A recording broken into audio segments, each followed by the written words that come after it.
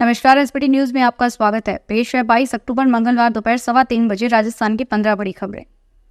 सबसे पहले एक नजर डालते हैं आज की हेडलाइंस पर। रेसलर साक्षी मलिक की आत्मकथा पर घमासान। एसओजी का खुलासा, हर प्रतियोगी परीक्षा में ब्लूटूथ से नकल। उपचुनाव के बीच कांग्रेस सरकार की 7 योजनाओं के नाम बदले। 4000 किलो सब्जियों से तैयार होगा अन्नकूट का प्रसाद। राजस्थान सूचना आयोग ने एसडीएम पर लगाया जुर्माना। और अब खबरें विस्तार से सुनिए। हरियाणा की रेसलर साक्षी मलिक की आत्मकथा विटनेस लॉन्च हो गई है। इसमें साक्षी मलिक ने अपने बचपन, रेसलिंग में जाने और पहलवानों के सेक्सुअल हैरेसमेंट्स को लेकर बात की है। साक्षी ने कहा कि विनेश फोगाट और बजरंग पूनिया के एशियाई खेलों के ट्रायल से छूट लेने से उनके आंदोलन की छवि प्रभावित हुई है। बजरंग और विनेश के करीबियों ने उनके दिमाग में लालच भरा, जिसकी वजह से उनके विरोध प्रदर्शन में भी दरार आने लगी। पेरिस ओलंपिक से बाहर होने पर कहा कि 100 ग्राम तो क्या 10 ग्राम ज्यादा होने पर भी यूनाइटेड वर्ल्ड रेसलिंग का नियम परमिशन नहीं देता। स्पेशल ऑपरेशन ग्रुप की गिरफ्त में आए ब्लूटूथ से नकल करने वाले गिरोह ने कई चौंकाने वाले खुलासे किए हैं। एसओजी पूछताछ में गिरोह के सदस्यों ने माना कि डेट बर्थ से ब्लूटूथ से नकल करवाने के मामले में सक्रिय थे और इस अवधि में जितनी भी परीक्षाएं हुई उन सभी में चिन्हित अभ्यर्थियों को नकल करवाई। एसओजी के डीआईजी परिस देशमुख ने बताया कि नकल करवाने के मामले में सामने आने के बाद अब एसओजी की टीम इसकी पुष्टि के लिए जांच कर रही थी। विभिन्न भर्ती परीक्षाओं में नकल करवाने के मामले में एसओजी ने 11 अभ्यर्थियों समेत 17 आरोपियों को गिरफ्तार किया था। सभी आरोपी 25 अक्टूबर तक एसओजी की रिमांड पर हैं। राजस्थान की बजरंग सरकार ने विधानसभा उपचुनाव के बीच पूर्ववर्ती कांग्रेस सरकार की 7 योजनाओं के नाम बदल दिए हैं। यह सभी योजनाएं महिला एवं बाल विकास विभाग से जुड़ी हुई है। इन योजनाओं के नाम के आगे इंदिरा महिला जुड़ा हुआ था, जिसे हटा दिया गया। राज्य सरकार के इस कदम को अगले माह होने वाले विधानसभा उपचुनाव से पहले बड़ा बदलाव मानकर देखा जा रहा है। पूर्ववर्ती सरकार ने 2019-20 के बजट में प्रियदर्शनी इंदिरा गांधी महिला शक्ति निधि की घोषणा की थी। शिक्षा सेतु योजना को भी कालीबाई भील महिला संबल योजना में मर्ज कर दिया गया है। भीलवाड़ा शहर के संकट मोचन हनुमान मंदिर में 2 नवंबर को अन्नकूट महोत्सव के लिए महंत बाबू गिरी के निर्देशन में तैयारी शुरू कर दी है। अन्नकूट का प्रसाद तैयार करने में 4000 किलो से अधिक विभिन्न सब्जियों का उपयोग होगा। इसके लिए 50 से अधिक हलवाइयों की टीम काम करेगी। अन्नकूट के प्रसाद को तैयार करने में 20 से अधिक तेल के टीन व 5 टीन के घी का उपयोग होगा। सब्जियों के साथ चावल एवं चमले बनाए जाएंगे। अन्नकूट के प्रसाद में मर के गुलाब जामुन भी शामिल होंगे। मंदिर ट्रस्टी महावीर अग्रवाल एवं रमेश बंसल ने बताया कि आरती के बाद प्रसाद का वितरण होगा। राजस्थान राज्य सूचना आयोग जयपुर ने सूचना नहीं देने पर नागौर जिले के रिया बड़ी तहसील के उपखंड अधिकारी पर 2500 रुपए का जुर्माना लगाया है। अधिकारी के वेतन 30 दिन में जुर्माना राशि वसूल करने का निर्देश देते हुए इसकी सूचना आयोग ऑफिस में भेजने का निर्देश भी दिया है। आयोग के राज्य सूचना आयुक्त महेंद्र कुमार पारक ने यह निर्देश भंवर लाल सेन के परिवाद पर दिया। इसमें कहा कि परिवादी ने सूचना का अधिकार कानून के तहत राज्य लोक सूचना अधिकारी से यह जानकारी मांगी थी कि उसके खेत में किसके निर्देश पर सड़क प्रस्तावित कर बनाई गई, लेकिन उसे सूचना नहीं दी गई। आयोग ने भी प्रत्याशी को कई बार नोटिस दिया, लेकिन वह अनुपस्थित रहा, इसलिए कार्रवाई की गई। राजस्थान में विधानसभा के उपचुनाव में 6 सीटों पर उम्मीदवारों की घोषणा के बाद बीजेपी में बगावत और मनमुहार का दौर लगातार जारी है।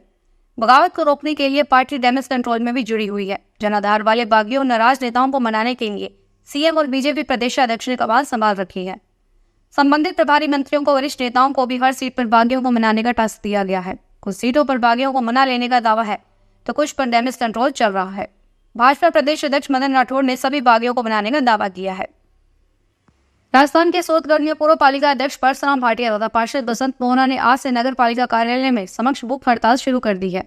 वह जल समस्याओं के समाधान की मांग कर रहे हैं। आंदोलनकारियों का कहना है कि शहर में सफाई व्यवस्था खराब है, स्ट्रीट लाइटें बंद रहती है। बार बार ध्यान दिलाने पर भी नगर पालिका के अधिकारी ध्यान नहीं दे रहे हैं। बीकानेर में दीपावली से पहले कर चोरी को रोकने के लिए राज्य कर विभाग ने बड़ा कदम उठाया है। विभाग ने छोटे बड़े वाहनों में भरे माल की जांच के लिए 3 टीमें तैनात की है। ये टीमें रोड चेकिंग करेगी और कर चोरी के माल पर 24 घंटे नजर रखेगी। राज्य कर विभाग के अतिरिक्त आयुक्त महेंद्र कुमार शिल्पा ने बताया कि कर चोरी को रोकने के लिए विभाग ने जिन टीमों को लगाया है उनमें एसटीओ और जेएसटीओ शामिल हैं। ये टीमें दिल्ली सहित विभिन्न राज्यों में आ रहे माल की जांच करेगी और कर चोरी के माल पर सख्त कार्रवाई की जाएगी। अजमेर स्थित एनडीएस यूनिवर्सिटी प्रशासन यूजी की सप्लीमेंट्री परीक्षाएं नवंबर में कराएगा। हालांकि अभी तक इसकी तारीखें तय नहीं की गई है, लेकिन यह तय कर दिया गया है कि नवंबर के तीसरे सप्ताह में परीक्षाएं शुरू कर दी जाएगी। परीक्षा नियंत्रक प्रोफेसर सुब्रतो दत्ता ने बताया कि सप्लीमेंट्री परीक्षाओं का टाइम टेबल तैयार किया जा रहा है। जल्द ही परीक्षाओं का शेड्यूल जारी कर दिया जाएगा। इन परीक्षाओं को लेकर कुछ दिशा निर्देश भी जारी किए जाएंगे। 20 अक्टूबर तक सप्लीमेंट्री परीक्षाओं के ऑनलाइन आवेदन जमा कराए गए थे। भरतपुर में पिछले 24 घंटों में मौसम में बदलाव आए। शहर में तेज आंधी और बारिश ने जसवंत प्रदर्शनी और पशु मेले में तबाही मचा दी। मेले में बड़ा झूला पास ही में लगे नाग झूले पर जा गिरा। शुक्र है कि हादसे के दौरान झूला खाली था और मेले में भीड़ नहीं थी। इसके अलावा मेले में करीब 50 दुकानों के टेंट उखड़ गए और सामान क्षतिग्रस्त हो गया। इससे व्यापारियों और दुकानदारों को लाखों रुपए का नुकसान हुआ। मेले में भरा पानी निकालने के लिए नगर निगम की टीमें लगी हुई है। राजस्थान में सूरतगढ़ के विधायक डूंगर राम गेदर ने आज जयपुर में पूर्व सीएम अशोक गहलोत से मुलाकात की। उन्होंने इस दौरान गहलोत से विभिन्न विषयों पर विचार विमर्श किया। केंद्रीय माध्यमिक शिक्षा बोर्ड द्वारा दिसंबर में ली जाने वाली केंद्रीय शिक्षक पात्रता परीक्षा CTET के ऑनलाइन आवेदन में करेक्शन के लिए विंडो खोली गई है। अभ्यर्थी 25 अक्टूबर तक करेक्शन कर सकेंगे। इस संबंध में वेबसाइट पर दिशा निर्देश जारी किए गए हैं।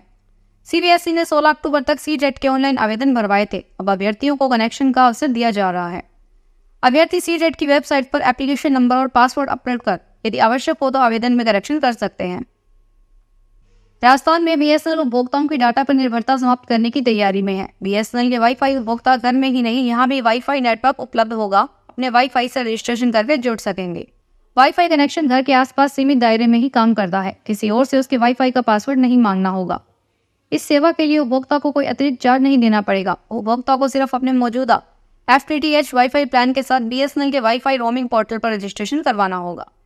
घर और दफ्तर से दूर किसी अन्य वाईफाई से जुड़ने पर भी उपभोक्ता को प्लान के मुताबिक ही इंटरनेट स्पीड मिलेगी। यानी अगर किसी उपभोक्ता के पास 300 MBPS का प्लान है तो वह किसी अन्य वाईफाई जिसका प्लान 300 MBPS से कम है उससे जुड़ने पर भी उसे उतनी ही स्पीड मिलेगी। बीकानेर में इस नई सेवा को शुरू करने का काम जारी है।